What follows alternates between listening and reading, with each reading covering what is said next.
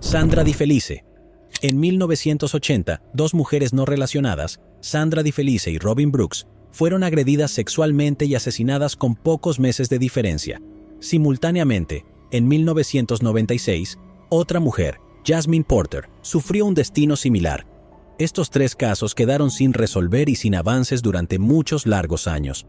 ¿Cómo carajos se desarrollaron y cuáles fueron sus similitudes? Descubrámoslo. Nuestro primer caso nos lleva a la ciudad de Las Vegas.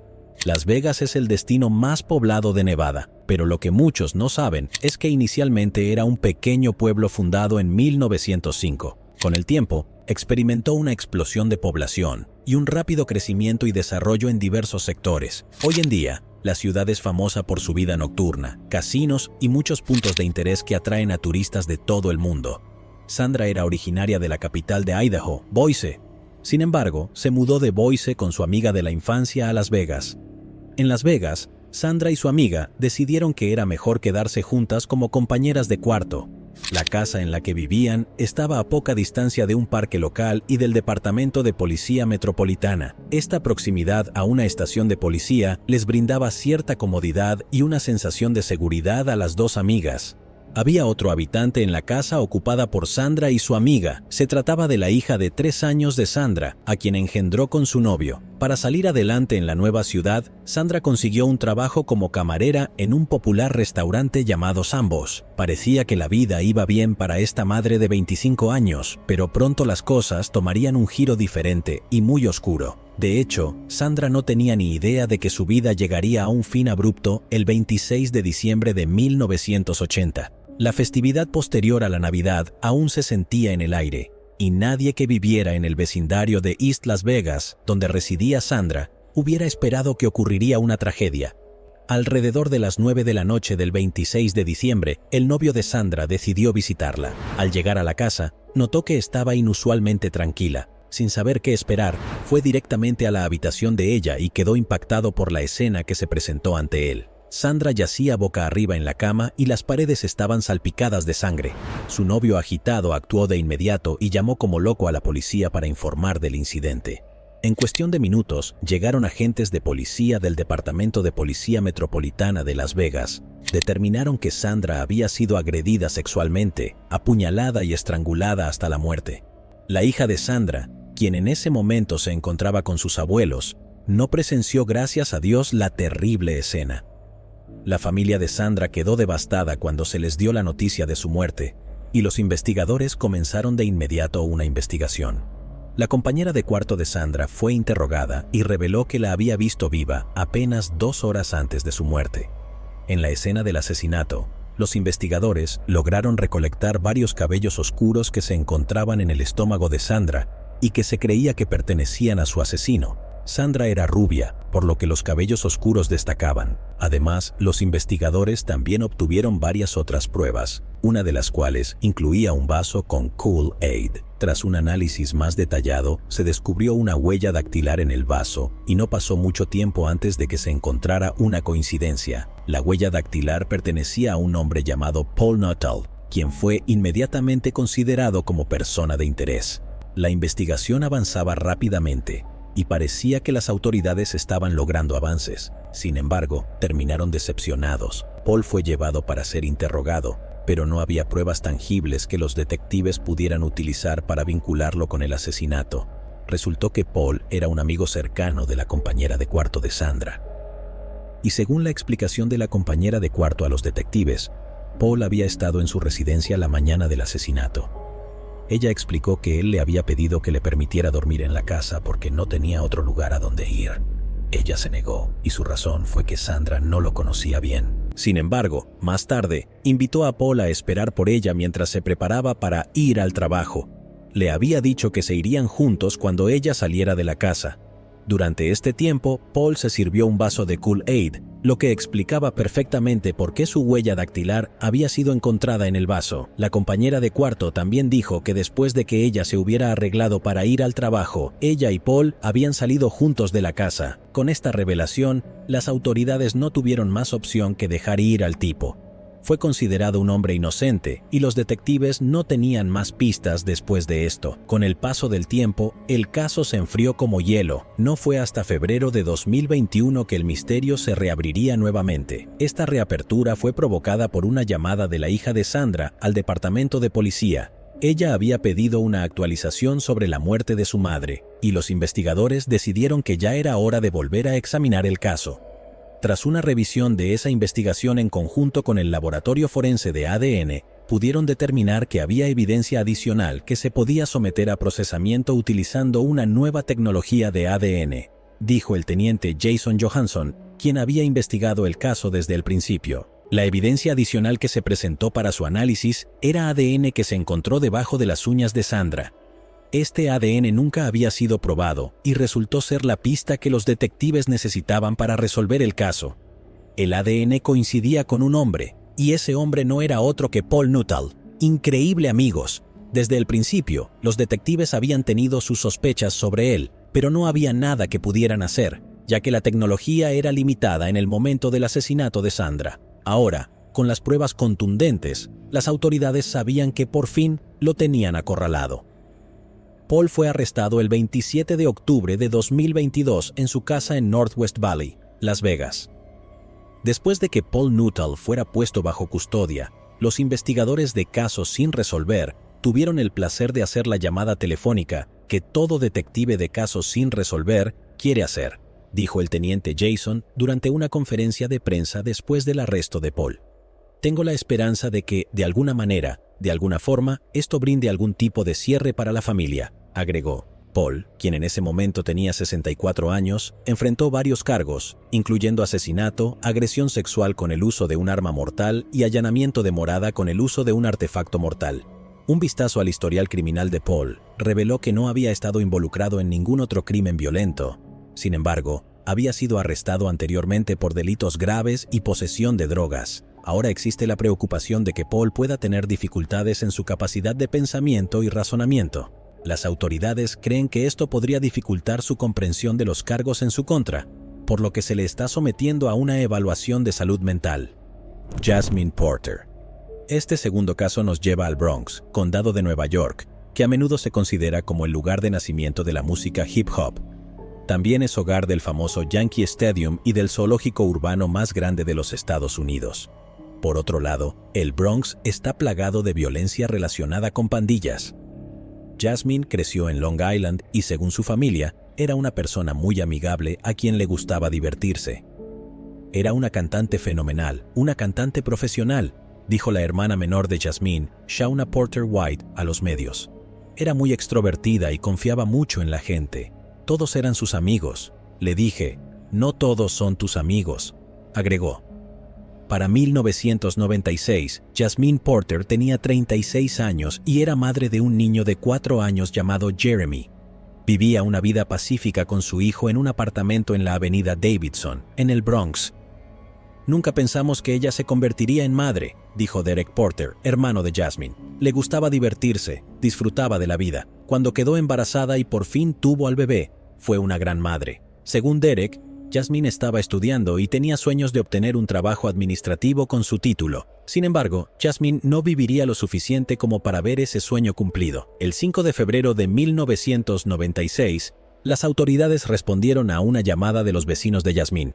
Estaban preocupados porque no la habían visto a ella ni a Jeremy durante varios días. Cuando los vecinos no lo vieron ir a la escuela ese lunes, se dieron cuenta de que algo estaba mal y llamaron a la policía, dijo Derek. Cuando las autoridades llegaron al apartamento de Jasmine, abrieron la puerta y la encontraron muerta en la habitación principal, con Jeremy a su lado.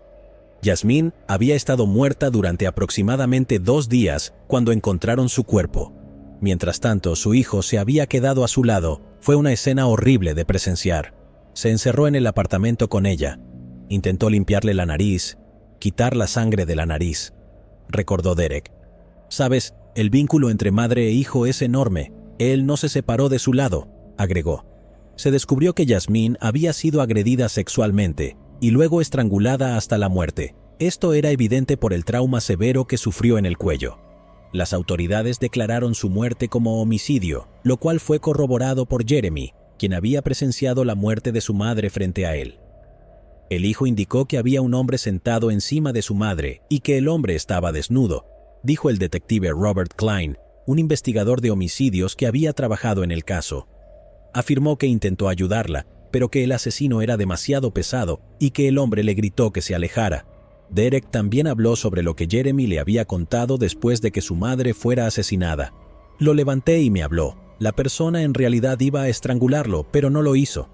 Además, en el momento de la muerte de Yasmine, ella estaba embarazada de 6 meses. Su muerte fue una pérdida trágica para su familia y amigos, y las autoridades hicieron todo lo posible para encontrar a su asesino. Sin embargo, después de varias semanas de entrevistar a personas, los investigadores no encontraron nada. No estaban más cerca de resolver el caso, y eso era frustrante. El caso se enfrió y parecía que el asesino de Yasmine se había salido con el crimen para siempre. A principios de 2021, el detective Robert escuchó a un sospechoso de robo hablar sobre el asesinato de Yasmine. Esto ocurrió durante una llamada desde la cárcel. No está claro exactamente qué dijo el sospechoso, pero fue suficiente para motivar a Robert a reabrir el caso sin resolver. Mientras tanto, obtuve el expediente del caso, dijo el detective Robert. Comencé a buscar a las personas entrevistadas en el 96 y también obtuve el informe de biología forense. Pronto llamó la atención del detective que los raspados tomados debajo de las uñas de Yasmine nunca habían sido analizados. Esto se debía a que la tecnología para realizar tales pruebas no estaba disponible en el momento del asesinato. El detective Robert pronto envió los raspados para su análisis y esperó pacientemente el resultado. Sabía que había una alta probabilidad de que hubiera ADN del sospechoso debajo de esas uñas, dijo el detective Robert. El primer paso era encontrar esa evidencia, lo cual a veces puede ser complicado, pero en mis esfuerzos por comunicarme con el jefe de la oficina del médico forense y con la gente de allá, pudieron encontrarlo. Les tomó un tiempo, pero lo encontraron. Las pruebas de ADN llevaron a las autoridades a un hombre llamado Gregory Fleetwood. Gregory era un hombre con antecedentes penales. Había sido condenado por estrangular a una mujer hasta la muerte en 1987, y al igual que Yasmine, la mujer también estaba embarazada. Por el crimen, Gregory fue declarado culpable y encarcelado. Sin embargo, solo cumplió 7 años de prisión y fue liberado en agosto de 1994.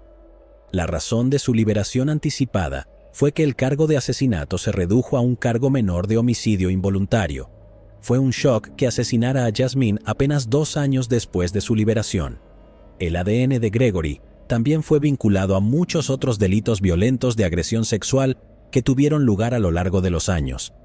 Uno de estos ocurrió un mes después del asesinato de Yasmine y, de hecho, fue justo al lado de donde vivía Yasmine.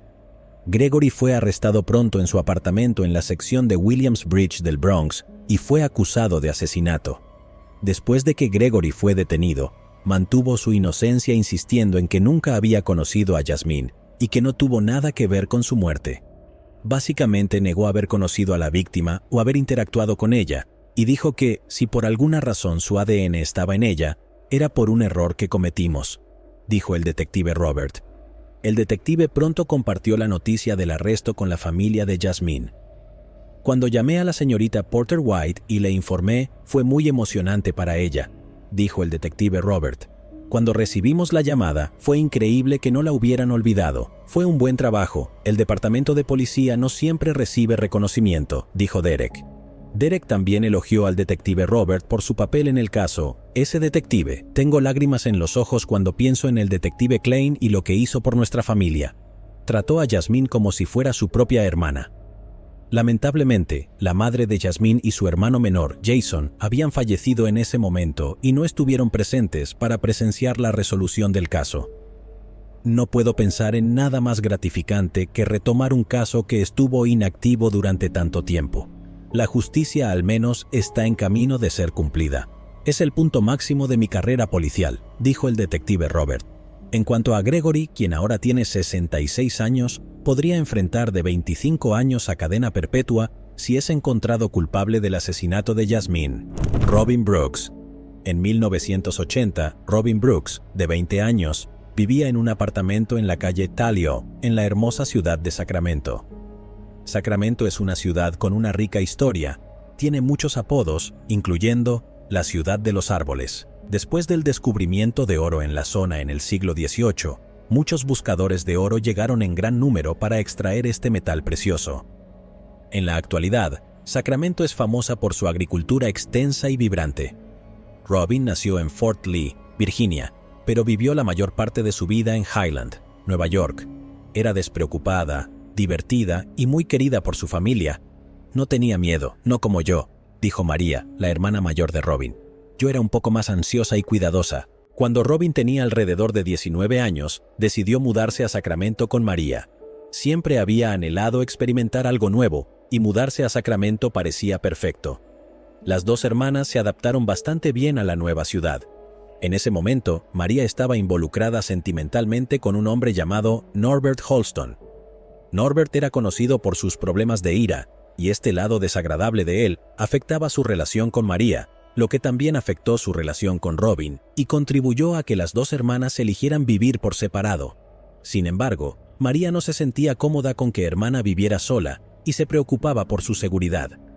Pero cuando expresó sus preocupaciones a Robin, solo provocó una discusión. Yo era la hermana mayor, y siempre sentí que era su protectora. Cuando ella vino aquí, solo se divertía. Tenía 20 años, dijo María. Robin trabajaba en una tienda de donas cerca de Kiefer Boulevard, a pocas cuadras de donde vivía. Como no tenía auto, se había vuelto rutina para ella caminar hasta el trabajo y regresar a su apartamento al final de su turno. La vida en Sacramento parecía buena y Robin disfrutaba cada momento, pero no duraría mucho. El 24 de abril de 1980, trabajó hasta tarde, alrededor de la medianoche. No había nada inusual en esto, ya que su turno terminaba alrededor de esa hora. Robin no podía esperar para irse del trabajo y regresar a casa. Joanne Olsen, una compañera de trabajo en la tienda de donas, dijo más tarde: bromeaba diciendo que tenía que ir a casa y hacer su cama antes de poder meterse en ella.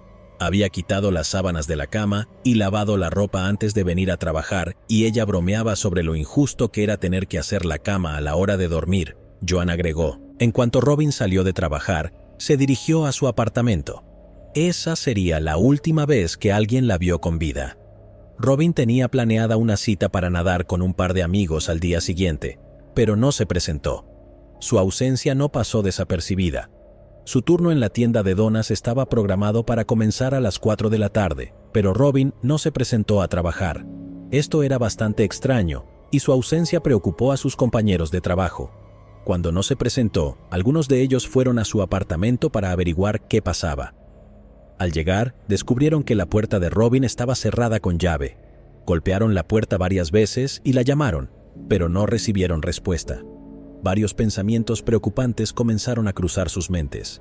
¿Se había ido de la ciudad sin informar a nadie? ¿Estaba durmiendo dentro de la casa? Sabían que tenían que entrar al apartamento para saber realmente si estaba adentro o no.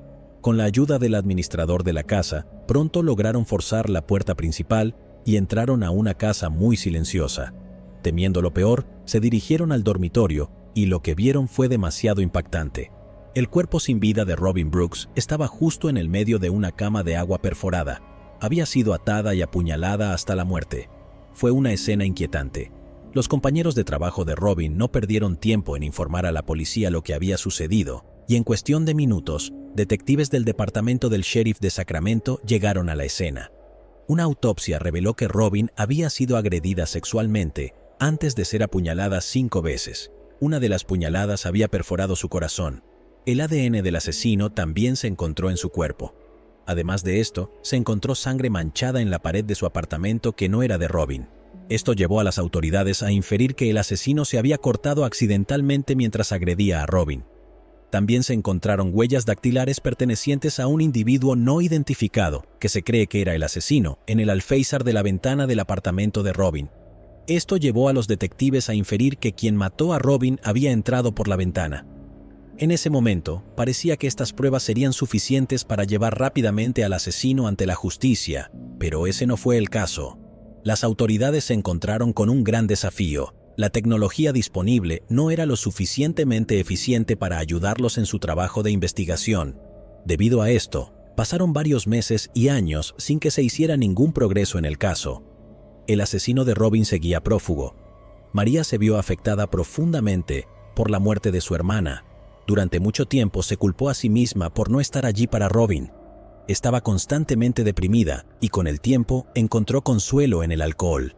Este hábito la hizo caer en una espiral descendente y comenzó una larga batalla contra la adicción al alcohol. En 2004, casi 24 años después del brutal asesinato de Robin, se produjo un gran avance en el caso.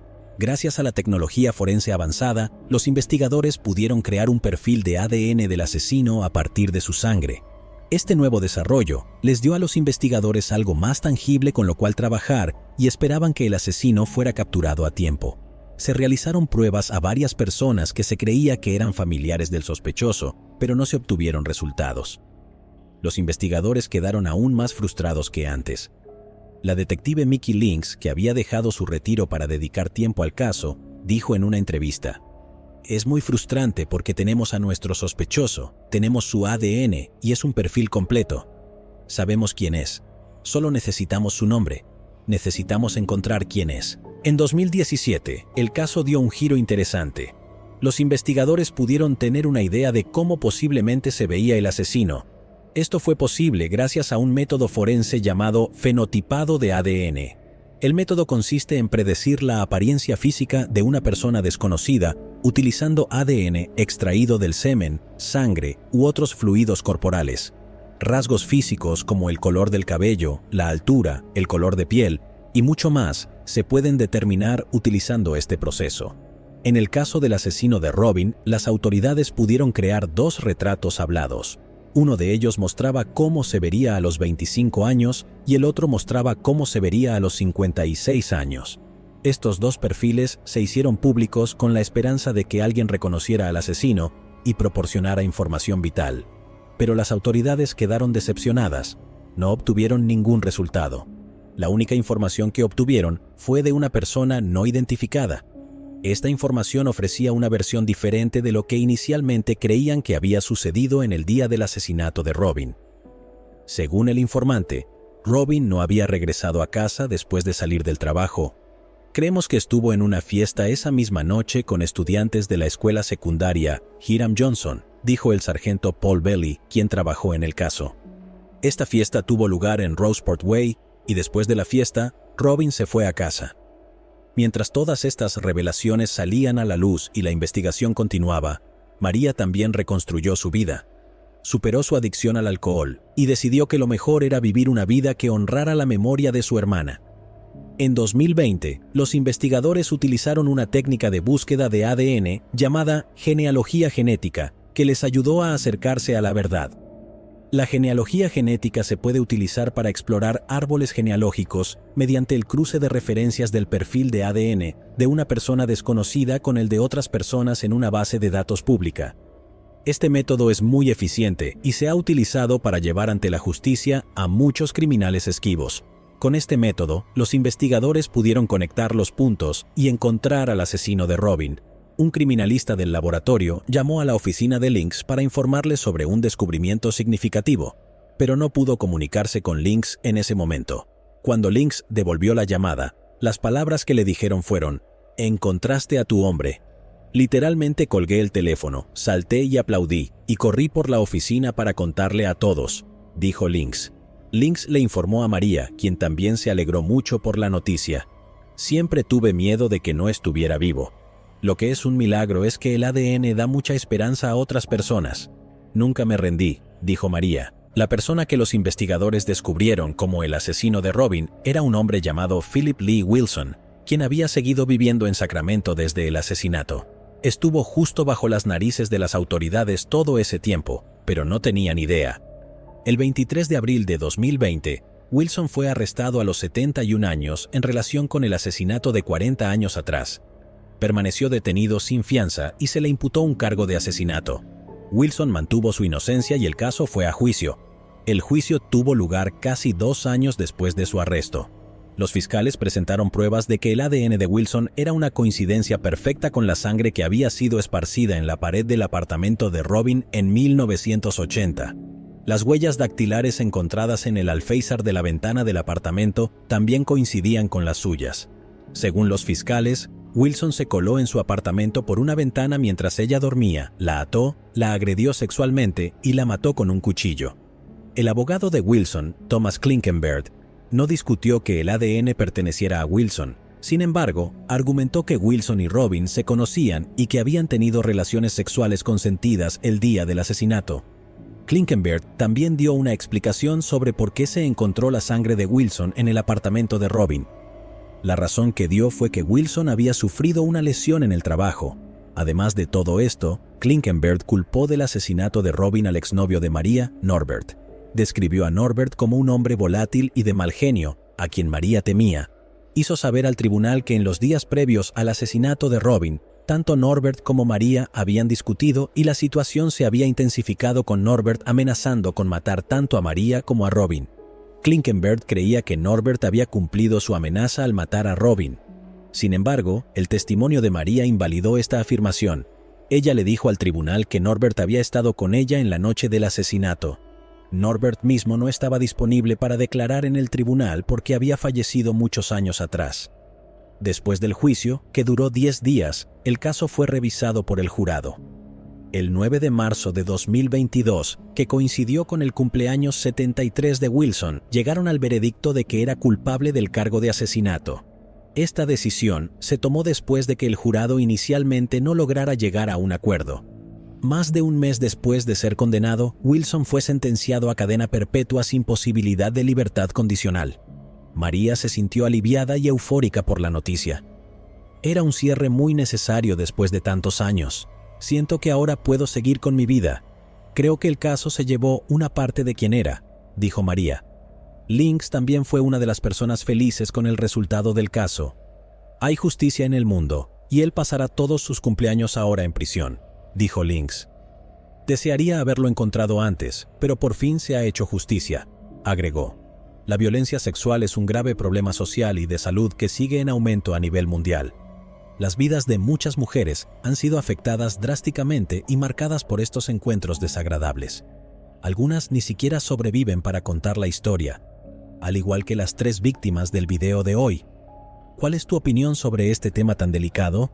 ¿Crees que se deben implementar medidas adicionales para reducir o eliminar este problema? Llegados aquí, ¿acaso no has visto este otro crimen? Yo no me lo perdería,